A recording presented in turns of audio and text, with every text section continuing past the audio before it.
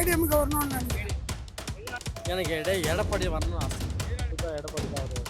எடப்பாடி எதனால எடப்பாடி அவர் செய்த திட்டம்லாம் நல்லா இருந்துச்சு. எடப்பாடி எதனால எடப்பாடி வரணும் வந்து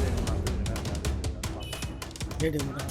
எதனால ஏடிஎம் டிஎம் ஆட்சியில் மோசமாக எடப்பாடி ஐயா வந்து இந்த மாதிரி பண்ணாருன்னா நல்லா இருக்கும்னு எனக்கு தோணுது. ஏடிஎம்க்கு வரணும்னு நினைக்கிறேன். எதனால ஏடிஎம் வரணும்? இப்போ இந்த ஆட்சியில் வந்து எல்லாமே ஊழலில் போயின்னு இருக்குது. ஒன்றும் சரியில்லை. மக்களை வந்து மதிக்காத போயிடுறாங்க.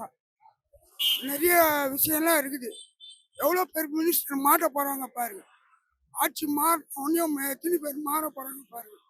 எனக்கு எடப்பாடி வரணும்னு ஆசை. எதனால எடப்பாடி அவர் வந்து நல்லது செய்யலாலும் இல்லை, இந்த கற்பழிப்பெல்லாம் எதுவுமே இருக்காது. ஆனால் இந்த ஆட்சியில் வரும்போது பயங்கரமாக இருக்கு. சின்ன குழந்தையிலேருந்து எல்லாமே வந்து கற்பழிப்பு கொள்ளை எல்லாமே நடக்குது. வணக்கம். 2024 யாருன்னு ஆட்சி வரணும்? கண்டிப்பாக எடப்பாடி தான் வருவார்.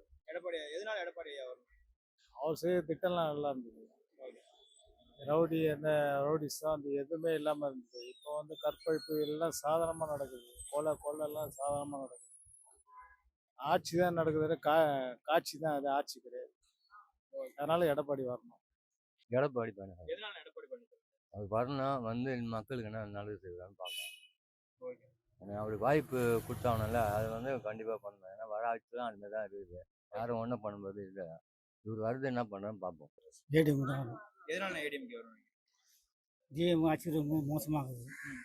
இந்த ஆட்சி மாற்றினா நல்லா இருக்கும். அதனால ஏடிஎம்கே வந்தா நல்லா இருக்கும்.